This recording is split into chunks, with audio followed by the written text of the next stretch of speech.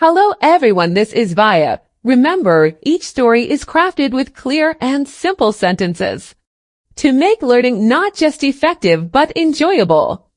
If you find this approach helpful, please consider showing your support by hitting the like button. Your likes motivate us to bring more stories like this to you. And don't hesitate to leave a comment below. We love hearing from you and learning about your progress.